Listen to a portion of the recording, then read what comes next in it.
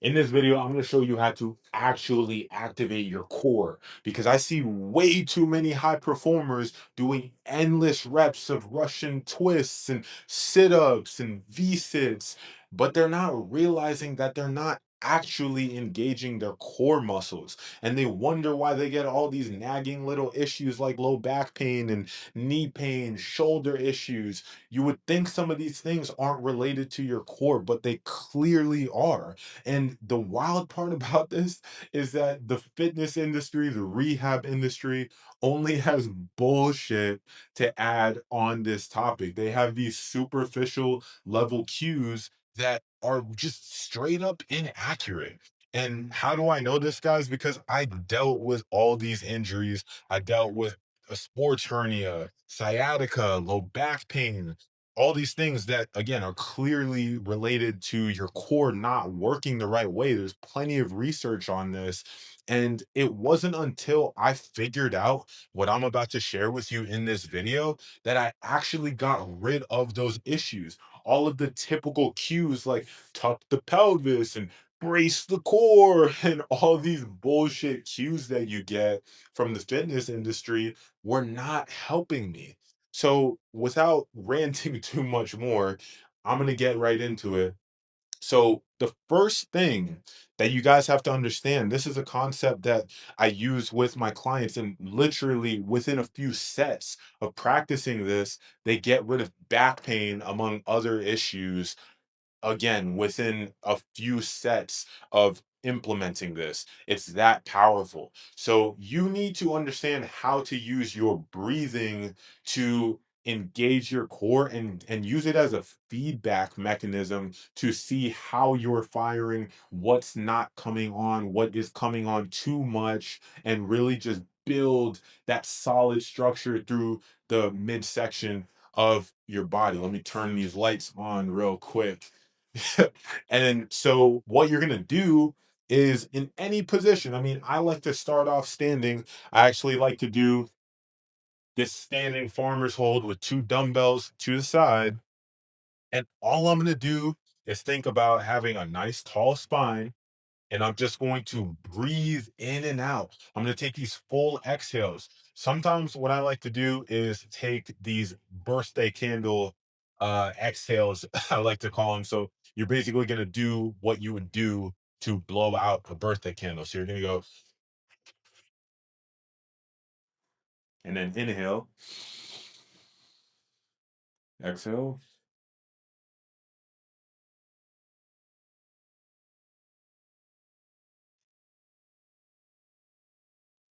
And so you can see as I'm doing that,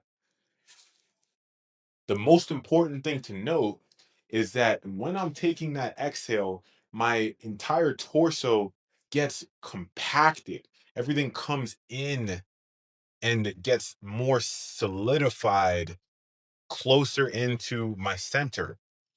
From there, when I take the inhale, what most people will do is just let this go and let it be floppy and loose. What you want to do is keep that compactedness, and then I'm going to inhale. And you want to do so without raising the shoulders up because that's how you know you're utilizing these accessory muscles, the traps and up higher in the neck. And that's what you're using to pull air into your lungs. But that's not what we want, guys. We want to go deeper down. What I find is that most people, the closer they get to the center of their body right here, the less control they actually have of those muscles. So you might have seen for yourself, you don't really have activation at the lower part of the core. You don't really have activation and sensation, the ability to actually feel your pelvic floor. These are all things that you need to be able to have awareness of in order to control your core the right way.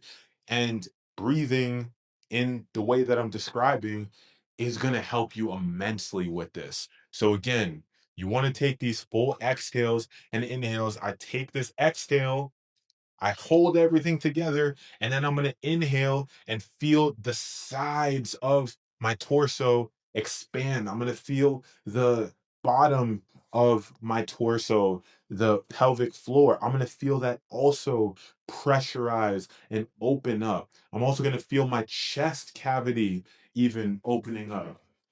And I'm really going to just feel everything expand and open up against the tension that is created in the exhale. Once you understand that, you're at least 50% of the way. I mean, there's so many different cues and infinite levels of depth that we can go as it pertains to the core, in terms of how your spine should be positioned, and how your shoulders should sit, and where you should feel pressure in your hip capsules and things like that I talk about with my high level clients. But this right here will get you most of the way. And it's, again, the starter pack entry level queuing that I find gives people really good results.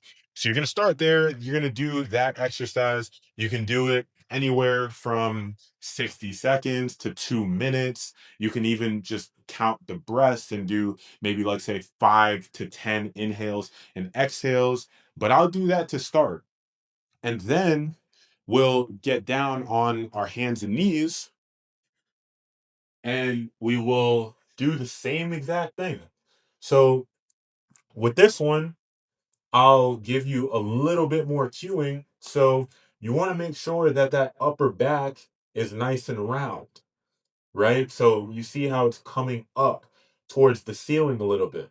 Now, when you do that, you don't want to do one of these where I'm shrugging my shoulders up and letting the lower part of my spine also round. No, we don't want that. We want to have our chest come through our hands and our arms, push through with the upper back up to the ceiling, and then have a nice curvature in the lower back. And then through the head and neck, I want to stay nice and tall. And we're going to do the same thing, guys. We're literally just going to hold that position. And, please don't focus too much on the specifics of the alignment, because there's no way that you will be able to take what I'm saying. And there's no way that I'm going to even be able to articulate what to do in a 15-minute video. You need to feel it for yourselves. And the breathing is going to provide feedback for you, because all you're looking for is your torso expanding and contracting all the way around. And one other thing that you can look for in the standing farmer's hold and in this exercise is making sure that your back is not gripping as you do that exhale. If your back is gripping, chances are you're not activating those deeper core muscles. So with every exhale and every inhale in any of these positions that we do, you want to make sure that you're getting closer and closer to the center of your body with every single exhale. But as you do that, again, you want to make sure that you're not caving in every single time. You want to stay nice and big and open as you're getting that activation, that crunching inwards into yourself. So you got the standing farmer's hold, you got that all fours exercise before you even take your knees off the ground. You can just chill here and really practice these concepts. But seriously, guys, like, even now, as I'm more advanced with this stuff, I'll sit here and I'll practice the breathing. I'll get everything centered properly, and then I'll just start shaking, man. Like, seriously, no bullshit, because it's just the simple movements, guys. When you practice them with the utmost intention, then they just hit your body differently, man. Seriously, and help you rewire everything. So from there, you got that all fours position, knees on the ground. Then you can go ahead and take your knees up off the ground and then hold it there, and making sure you're not doing anything crazy. You're not bringing the knees too high. You're not bringing the body back here. You want to make sure you're nice and centered over the hands, making sure your pecs are even almost a little bit further forward than your hands. You're gonna be more forward than you think on that one. And then from there, guys, infinite variations. I mean, you could start kicking your legs back. You can start going one arm forward at a time. You can literally do anything you want. You could do opposite arm, opposite leg, and then you could even grab one of these. And then from here,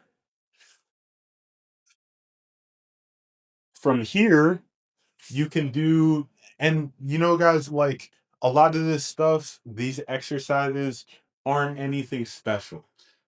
You'll see a lot of these exercises. I know I was talking about typical fitness industry before.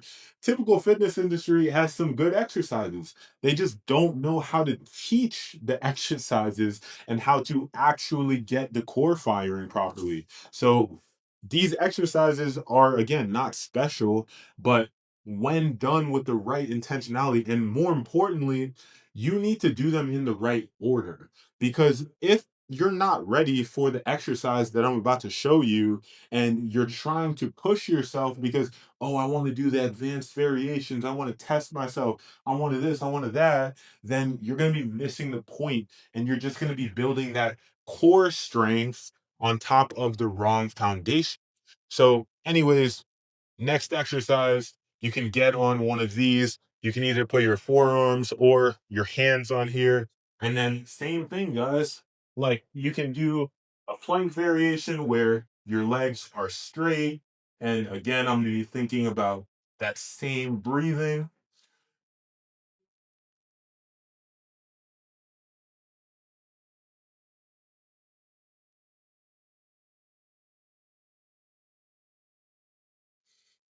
So, same thing there.